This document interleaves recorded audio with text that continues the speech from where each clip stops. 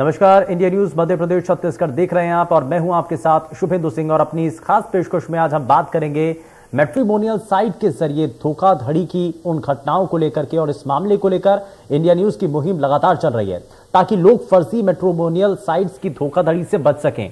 खास बात यह है कि मध्य प्रदेश में मैट्रिमोनियल साइट के साथ साथ फर्जी कॉल सेंटर के जरिए भी ठगी के मामले सामने आने लगे हैं। दरअसल मध्य प्रदेश में एक ऐसा गिरोह सक्रिय है जो ऐसे लोगों को टारगेट करते हैं जिनकी शादी नहीं हुई है और वो शादी करना चाहते हैं और उनकी उम्र भी ज्यादा हो चुकी है। कुंवारों को फंसाने के लिए इस गैंग ने 3 फर्जी मैट्रिमोनियल वेबसाइट बना रखी थी, जहां पर पहले प्राइमरी डिटेल ली जाती थी। जैसे ही कोई ये जानकारी भरता तो उसकी उम्र देखकर उसके पास खूबसूरत दुल्हनों के प्रपोजल भेजे जाते। इसके लिए रजिस्ट्रेशन चार्ज भरने के लिए कहा जाता। जैसे ही वो राशि भरता तो मोबाइल नंबर ब्लॉक कर दिया जाता। कॉल सेंटर में 15 से 19 साल की लड़कियों को कॉलिंग के लिए रखा गया था और इनकी मीठी और सुरीली आवाज के जरिए लोगों को फंसाया जाता था। ऐसे में कई लोग इनके जाल में फंसकर अपनी लाखों की जमा पूंजी लुटा बैठे थे। ये गैंग करीब 11 राज्यों में करीब 1400 लोगों को ये गैंग अपना शिकार बना चुका है। तो इंडिया न्यूज आपको भी सावधान कर रहा है। इस तरह के जालसाजों से आप सावधान हो जाइए और सोशल मीडिया का सोच समझ करके इस्तेमाल करिए। तो आज इसी मुद्दे पर होगी बात। हमारे साथ एक खास पैनल भी जुड़ने जा रहा है, लेकिन पहले आप पूरा मामला ग्वालियर एसपी अमित सांघी से समझ लीजिए जरा।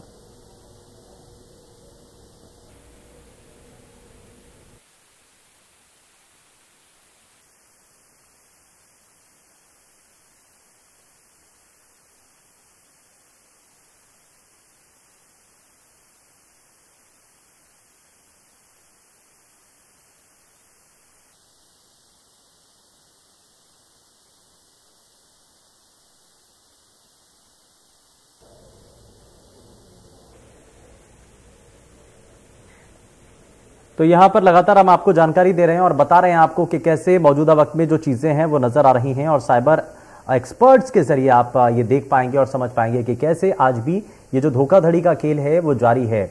और इसीलिए हम ये कोशिश करेंगे कि अपने इस कार्यक्रम के जरिए आप तक ये जानकारी पहुंचा सकें कि कैसे जो नए तरीके की जो धोखाधड़ी है वो देखने को मिल रही है। दरअसल इस धोखाधड़ी का शिकार उन लोगों को बनाया जाता है जिनकी शादी नहीं हुई है और मैट्रिमोनियल साइट्स के जरिए उनको दरअसल कॉल किया जाता है, उनसे संपर्क साधा जाता है और ऐसे में उन लोगों को प्रायोरिटी पर रखा जाता है जिनकी एज ज्यादा हो चुकी है, जिनकी उम्र ज्यादा हो चुकी है।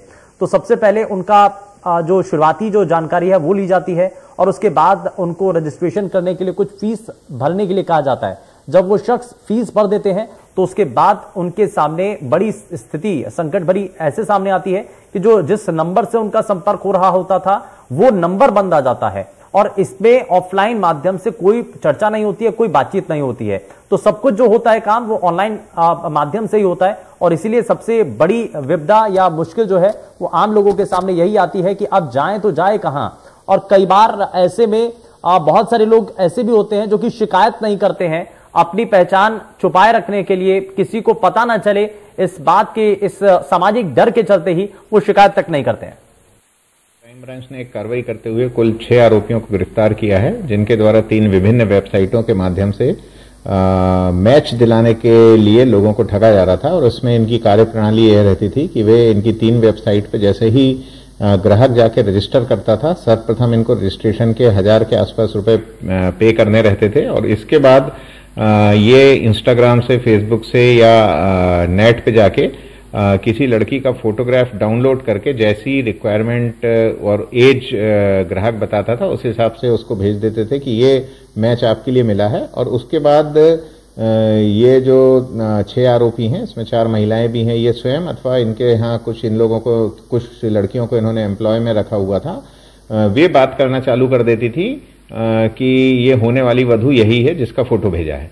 और बात कर करके ये उससे पुनः 4000, 5000, 7-8 हजार एक छोटा अमाउंट अकाउंट में ट्रांसफर कराती थी और उसके बाद जो है इसको ब्लॉक कर देती थी। अभी जो हमारे इनके पास से रजिस्टर्स जब्त हुए हैं उसको देखने से जो जानकारी मिल रही है, लगभग 1000 से ज्यादा ग्राहकों को 11 राज्यों में ये लोग ठग चुके हैं। मूलतः ये 6 आरोपी ग्वालियर के रहने वाले हैं। इनकी एजुकेशन कुछ ग्रेजुएट हैं, बाकी कंप्यूटर चलाना और बातचीत करने में लोग एक्सपर्ट हैं। और इनके पास से 25 से ज्यादा मोबाइल जब्त हुए हैं, लैपटॉप और कंप्यूटर्स भी जब्त हुए हैं। 419 420 आईपीसी के तहत थाना क्राइम ग्वालियर में।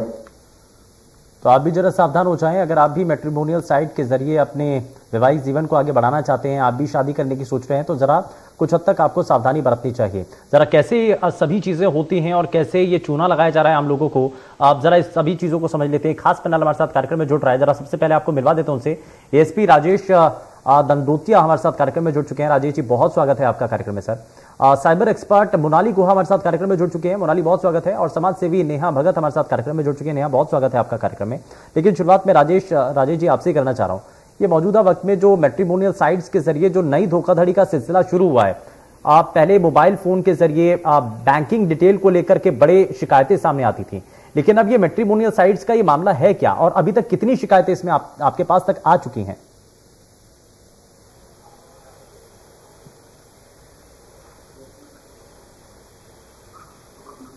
राजेश जी, मुझे सुन पा रहे हैं? हाँ, आप सुन पा रहा हूँ। हाँ, मेरा सवाल सर आपसे यह है कि अभी तक कितने ऐसे मामले हैं जो कि इस तरीके की धोखाधड़ी के सामने आ चुके हैं, और अब पहले क्योंकि ट्रेंड बदल रहा है, जो इस तरीके के अपराध करने वाले हैं या शातिर ठग जो हैं, जिन्होंने साइबर क्राइम के जरिए जो है वो लोगों को निशाना बनाना शुरू कर दिया है, ये नई तरीके की धोखाधड़ी कैसी है, कैसे की जाती है, और लोग इससे बच कैसे सकते हैं, जरा सबसे पहले दर्शकों को बताइए सर। देखिए, सबसे इम्पोर्टेंट ये है कि जो हमने ये इंफॉर्मेशन मिली थी कि ये लोग चला रहे हैं, कोई इस टाइप का फर्जी वाला है, मैट्रिमोनियल कॉल सेंटर चला रहे हैं। इसमें बेसिकली इनका क्या रहता है, ये रजिस्ट्रेशन करा लेते हैं लेबर डिपार्टमेंट से, और उसके बाद फिर अपनी ये वेबसाइट डेवलप कराते हैं। वेबसाइट डेवलप कराने के बाद फिर जैसे ही कोई व्यक्ति, चाहे वो शादी.com हो या फिर ऑनलाइन मैचिंग सेंटर हो या विवाह बंधन हो, जो 3 नाम थे इनके, तो इनमें जब ये खोलते हैं जी, राजेश जी आपकी आवाज मिल रही है।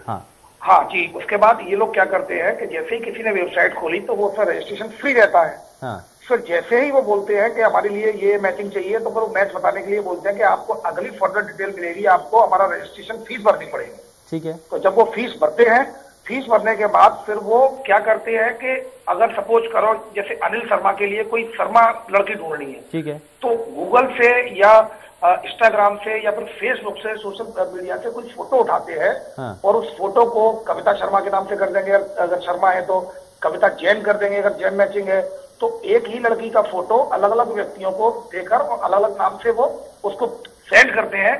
फिर उस लड़की से जुड़वा देते हैं जो लड़की उन्हीं के यहाँ काम करती है। वो फिर कविता जैन बन के वही लड़की बात करेगी, वही लड़की आपके कविता शर्मा बन के बात करेगी। हाँ। वही लड़की कविता गुप्ता बन के बात करेगी, और इस तरह उसको फिर इमोशनली उसको डेवलप करते हैं। फिर बोलते हैं कि हमारे घर में कुछ समस्या है, कुछ पैसे की जरूरत है, तो 4-5 हजार रुपए से डलवा दिए। ज्यादा से ज्यादा ये लोग 10,000 रुपए, 8 से 10,000 रुपए एक कस्टमर से लेते हैं और फिर उसको ब्लॉक कर देते हैं, क्योंकि रकम इतनी छोटी होती है, वो शिकायत नहीं कर पाता। एक दूसरा, वो सारे ये इन्होंने मध्य प्रदेश से किसी व्यक्ति को निशाना नहीं बनाया, इन्होंने बाहर के लोगों को, 11 स्टेट है उनके लोगों को निशाना बनाया, जिससे कि वो कहीं कंप्लेंट भी नहीं कर पाए। हाँ। अभी हमारे पास जो रिकॉर्ड आया है जिसमें 1000 लोगों से ज्यादा के साथ इन्होंने रजिस्टर में जो एंट्री है उसमें धोखाधड़ी की है इसके द्वारा। हाँ। और जब रजिस्टर में से हम कॉल कर रहे हैं तो वो शर्म के मारे या फिर कुछ उसके चक्कर में वो लोग फरियादी आ नहीं रहे।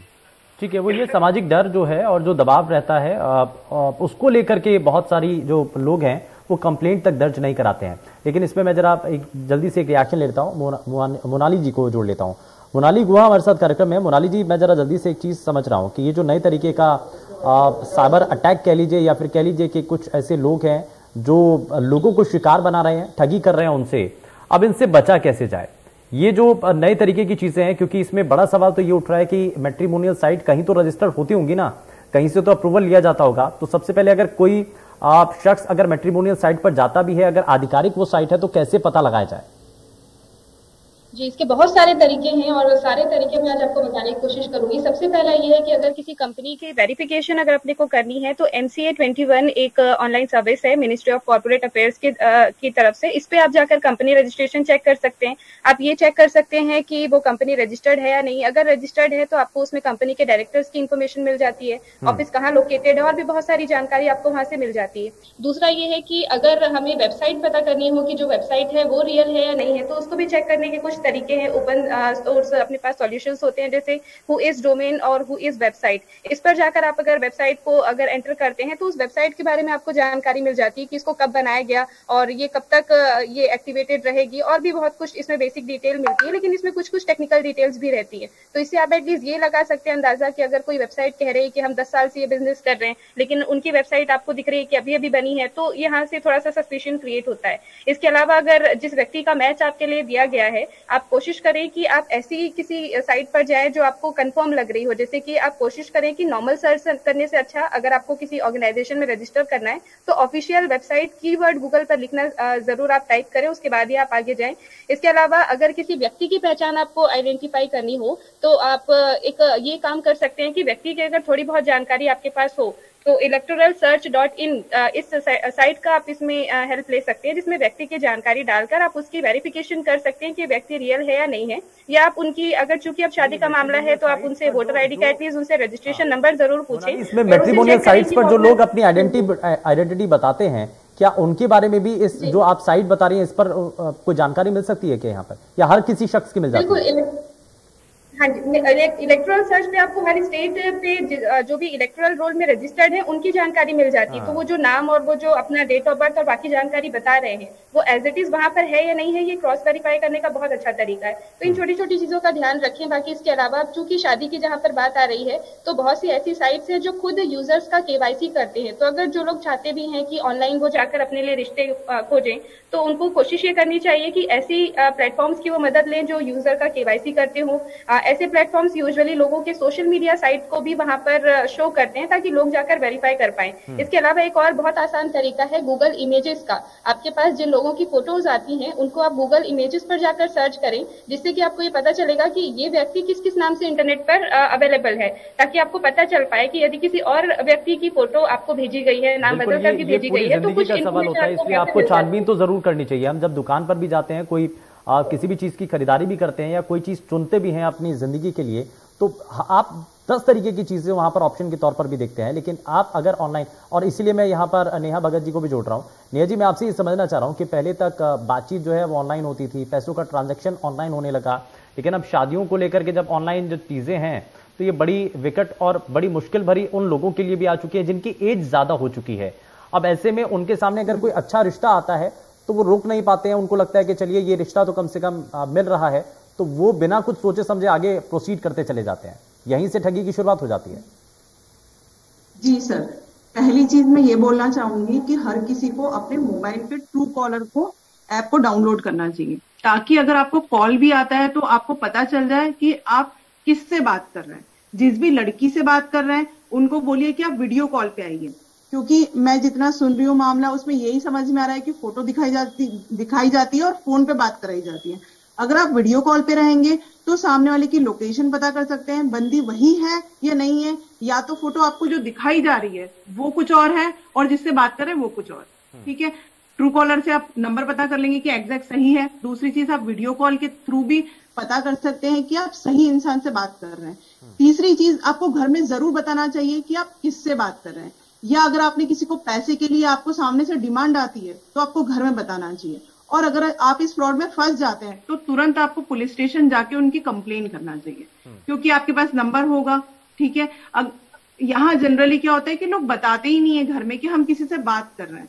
मैट्रिमोनियल साइट पे आपकी बात चल रही है, हम डर के मारे ये सोचते हैं कि घर वाले क्या बोलेंगे, समाज क्या बोलेगा। नहीं, क्योंकि आप ठगे जा चुके होते हैं, उसके बाद आपकी नींद खुलती है, आपको लगता है अब मुझे बताना चाहिए, जबकि हमको ऐसा नहीं करना चाहिए। सबसे पहले घर वालों को बताना चाहिए कि हम किसी से बात कर रहे हैं, सामने वाला हमको पैसे के लिए बार बार परेशान कर रहा है, और अगर पैसे से रिलेटेड कोई ज्यादा बात होती है तो आप बिल्कुल उस रिश्ते को मना कर दें, क्योंकि वैवाहिक जीवन बिताने के लिए जरूरी नहीं है कि हम पैसे से रिलेटेड सामने वाले की मदद करें। ठीक है, तो मुझे लगता है कि ये सब चीजों का ध्यान रखना चाहिए। और आपके माध्यम से मैं एक और चीज बोलना चाहूंगी कि जैसे हर चीज की एड टीवी पे बताई जाती है, हर चीज जैसे अगर पोलियो ड्रॉप लग रही है तो हम टीवी पे बताते हैं, वैसे ही हमको ये बताना चाहिए कि ये वाली साइट फर्जी है या इस तरह का साइबर फ्रॉड जो है वो चल रहा है, ताकि इस चीज को उन वेबसाइट के ऊपर भी एक्शन लिया जाना चाहिए जहां पर ऐसे लोग आते हैं और फर्जी तरीके से कॉल करते हैं, लोगों को फंसाते हैं, उनसे पैसा ऐंठते हैं और वहां से चले जाते हैं। तो ऐसी वेबसाइट के ऊपर भी एक्शन लिया जाना चाहिए। इसलिए मैं राजेश जी जरा जल्दी से एक एक्शन आपसे भी लेना चाह रहा हूं कि अभी तक ऐसी कितनी फर्जी वेबसाइट है या फिर ऐसे जो फर्जी लोग सामने आ रहे हैं जो साइबर धोखाधड़ी को अंजाम देते हैं, तो उनके जरिए पता चला हो कि कौन कौन सी ऐसी साइट्स हैं जहां जिनका इस्तेमाल उन्होंने किया था, और अभी तक उन साइट्स के ऊपर भी क्या कोई एक्शन लिया गया है? साइट के लिए तो हमारे द्वारा एक्शन लिया गया, लेटर भी लिखा गया है, तो वो तो साइट ब्लॉक हो जाएगी। और इसके अलावा जैसा कि मैडम ने बताया कि वो उनकी कंप्लेंट्स करनी चाहिए थाने में। समस्या यहाँ ये आती है कि ये लोग इनविजिबल रहते हैं, ये टारगेट्स उनको बनाते हैं दूसरी स्टेट के होते हैं, और अमाउंट इतना छोटा होता है 3-4 हजार 5 हजार, तो वो व्यक्ति ये सोचता है कि अगर मैं कैसे कहाँ कंप्लेंट लिखाऊं, एक्चुअली ग्वालियर जाऊं, क्योंकि कंप्लेंट उसकी ग्वालियर में ही होगी अगर ग्वालियर में चल रही है, अगर भोपाल में चल रही तो भोपाल में होगी, या महाराष्ट्र का कोई आदमी है और उसके साथ उन्होंने फ्रॉड कर दिया तो वो आ नहीं पाता है। इसमें फिजिकल वेरिफिकेशन बहुत जरूरी है। आप जब शादी की बात चल रही है तो आपको आना ही होगा, आप जाए बात करें। जैसा कि मैडम ने बताया कई तरीके हैं, उसमें एक फिजिकल वेरिफिकेशन मैं और जोड़ना चाहूंगा कि जब शादी जैसे इतने इंपॉर्टेंट मैटर की बात चल रही है तो आपको स्वयं आकर उनसे मिलना चाहिए। ऐसी साइट्स हैं, इनको पूरी तरीके से फिजिकली वेरीफाइड भी करना चाहिए। जैसा कि मैडम ने कई रेमेडीज बताई है, उसमें एक ये भी है कि उसको करना चाहिए। दूसरा, पेपरों में जो ऐड आते हैं हम तो कर ही रहे हैं, इसमें हमने एक नया वो कर लिया है, एक सर्च करा रहे हैं हम, जो पेपरों में आते हैं कि marriage.com के लिए योग्य वधू वर्ग के लिए संपर्क करें, तो वो भी हम एक बार वेरीफाई कराते हैं। और हम जहां जहां पॉसिबल है वेरिफिकेशन करें, क्योंकि ये चीजें वेरिफिकेशन के बाद ही संभव है, क्योंकि यहाँ पे कंप्लेंट कोई है नहीं।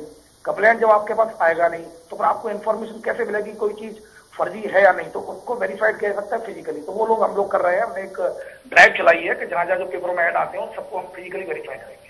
ये आपने बड़ा अच्छा यहाँ पर पॉइंट भी उठाया राजेश जी कि बहुत सारे ऐसे लोग हैं जो कि आगे नहीं आते हैं, जो कंप्लेंट तक दर्ज नहीं करते हैं। आपने इससे पहले जिक्र किया था 1000 ऐसे जो लोग हैं जिन्होंने शिकायत किसी न किसी रूप में की है। जब उनको क्रॉस चेक किया गया तो उन्होंने बताया कि उनके साथ ऐसा ऐसा हुआ था, लेकिन अभी बहुत बड़ी संख्या ऐसी भी हो सकती है जिनके द्वारा अभी तक तो शिकायत की ही नहीं गई है, लेकिन ठगी का शिकार भी हुए हैं। जी बिल्कुल बिल्कुल बिल्कुल संभव है, ये बिल्कुल संभव है। हमने जो डाटा बताया है वो बेसिकली कंप्लेंट्स नहीं आई है। हमारे जो रजिस्टर में इनकी जो एंट्रियां है, इनके जो रजिस्टर बनाए हुए हैं, इन्होंने किसको कॉल किया है और जो व्हाट्सएप चैट रिकॉर्ड है, उसके आधार पर हमने ये एस्टिमेट निकाला है कि लगभग 1000 से ज्यादा लोग हैं इसमें जो कि ठगी का शिकार हुए हैं। क्योंकि अमाउंट बहुत छोटा है और ज्यादातर ये लोग उस एज ग्रुप को बनाते हैं, लाइक 45 से 60 तक, तो वो इतना एज ग्रुप होता है तो वो शर्म के मारे भी, सामाजिक जो सोशल जो निंदा होती है, बहुत सी चीजें ऐसी होती है तो वो आगे भी नहीं आ पाते। बिल्कुल, और इसी वजह से वो सामाजिक बंधनों में बनते हुए या फिर कह लीजिए कि एक दबाव उनके जहन में रहता है और इसी वजह से वो शिकायत नहीं कर पाते हैं। नेहा भगत जी, ये जो बदलता हुआ परिवेश है ना, हम ऑनलाइन सिस्टम पर ज़्यादा फोकस कर रहे हैं, हम फिजिकली मिलना जो है वो उसको मंजूर नहीं कर रहे हैं, लेकिन हमने वीडियो कॉल के जरिए अगर बात कर ली है तो हमें लगता है कि सब कुछ ठीक है, अब हमें आगे बढ़ जाना चाहिए, शादी के बंधन में बंध जाना चाहिए या कोई भी और दूसरा कदम उठा लेना चाहिए। तो ये आखिर सामाजिक रूप से जो बदलाव आ रहा है ये किस तरफ जा रहा है? हेलो नेहा जी, मेरी आवाज पहुंच रही है? हाँ, मैं ये समझ, हाँ, मैं ये बोलना चाहूंगी कि अगर आप ऑनलाइन भी कोई चीज कर रहे हैं तो सामने वाले को फोर्स करें कि वो आपसे आके कहीं मिले और आप जो है वो परिवार के साथ उनसे मिले, अकेले कहीं मिलने नहीं जाए। और घर में ये जरूर बताए कि हमारी किससे बात चल रही है, उनका एज कितना है, वो आप उनको पूरा अपना बैकग्राउंड के बारे में ना बताए कि हमारे पास कितनी संपत्ति है। क्या होता है कि इंसान जब अकेला होता है तो उसे लगता है कि सामने वाला जो है हमसे बहुत अच्छे से बात कर रहा है, तो हम उनको अपने घर की डिटेल्स बताने लगते हैं, हमारे पास कितना पैसा है, हमारी फैमिली में कौन क्या क्या कर रहा है, तो सामने वाले को और बढ़ावा मिलता है। उसको सारा बैकग्राउंड आपका पता होता है और आपके साथ आराम से वो ठगी कर लेता है। तो मुझे लगता है कि ऑनलाइन न जाते हुए आप फिजिकली जाके सामने वाले से मिले, या आपका जो लोकल है, जैसे अगर आप भोपाल के या दिल्ली के कहीं भी है, वहां कोई अच्छी सी मैट्रिमोनियल साइट हो तो वहां जाए, वहां जाके सीधे अपना रजिस्ट्रेशन करवाए और जाके सामने वाले से सीधे मिले। तो ये ऑनलाइन जो ठगी है या नहीं होगी। ठीक है, मुझे ये सही लगा। मोनाली गुहा जी, मैं जरा जल्दी से एक फाइनल कमेंट आपसे लेना चाह रहा हूँ कि अब जो चीजें हैं ना उसको देख करके हम क्या और सुधार के तौर पर देख सकते हैं। अब हम अगर मैट्रिमोनियल साइट पर अगर भरोसा कर भी रहे हैं तो हमें किन बातों का और ध्यान रखना चाहिए? आपने कई चीजें तो बताई हैं, लेकिन कुछ और सावधानी भरे कदम क्या और इसमें हो सकते हैं? जी सर, सबसे पहली बात तो ये है कि हम ट्रू कॉलर का इस्तेमाल जरूर करें, लेकिन उस पर भी हम ब्लाइंडली बिलीव ना करें। कई हमने ऐसे केसेस देखे हैं जिसमें कि बहुत सारे इवन ऑफिसर्स के साथ भी ठगी हुई है ट्रू कॉलर के बेसिस पर, क्योंकि यूजर अपना जो नाम वहां पर दिखाता है वही नाम आपको दिखाई देता है, या फिर उस यूजर का नाम हमने जिस नंबर से सेव किया हुआ है वो आप लोगों को शो होता है। तो एकदम से ट्रू कॉलर पर भी ट्रस्ट ना करें। अभी वीडियो कॉल स्कैम ऑलरेडी चल ही रहा है, तो वीडियो कॉल भी आप करना चाहें तो जरूर करें, लेकिन एटलीस्ट आप एक बार अपना कैमरा हाइड कर लें, सामने वाले का चेहरा देख ले, जब आपको श्योर हो जाए कि जो संबंधित व्यक्ति है वही सामने है तभी आप बात करें। इसके अलावा एक और चीज का ध्यान रखें कि एकदम से आप लोगों पर ट्रस्ट ना करें। जब भी आप लोगों से मिलने जाते हैं तो कई बार इवन किडनैपिंग और रेप जैसे भी केसेस देखने के लिए मिले हैं, तो आप पब्लिक प्लेस पर मिलें और बेहतर है कि आप फैमिली के साथ मिलें, आप अपने आसपास के लोगों की, रिश्तेदारों की मदद दें किसी पर्सन को वेरीफाई करने के लिए। यहाँ पर दी गई हैं। सीनियर सिटीजन, अगर आप भी चाहते हैं कि ऐसी साइबर ठगी का आप शिकार ना हो तो आपको कुछ सावधानी भरे कदम उठाने चाहिए, जो कि हमारे एक्सपर्ट्स के द्वारा बताए गए हैं। और कितने मामले अभी तक सामने आ चुके हैं, आप एक अमूमन एक लमसम जो है फिगर भी बताया गया है, लेकिन आने वाले समय में ऐसे संकट से बचने के लिए कुछ चीजें हैं जिनका आपको ध्यान रखना चाहिए। समय थोड़ा सा कम है, बहुत शुक्रिया सभी खास मेहमानों का कार्यक्रम में शामिल होने के लिए। लेकिन बड़ी यहां पर सीख यही मिल रही है कि अब अगर आप साइबर अपराध से बचना चाहते हैं और अगर आप शादी के नाम पर अगर आप भी कहीं शिकार तो नहीं बन रहे हैं, तो ये कुछ खास चीजें थी जो कि हमने आपको इस कार्यक्रम के जरिए बताई हैं। एक्सपर्ट्स के द्वारा आप तक वो बातें पहुंचाने की कोशिश की गई है ताकि आप इस बढ़ते अपराध से बच पाएं। पेशकश में फिलहाल के लिए बस उतना ही। नमस्कार।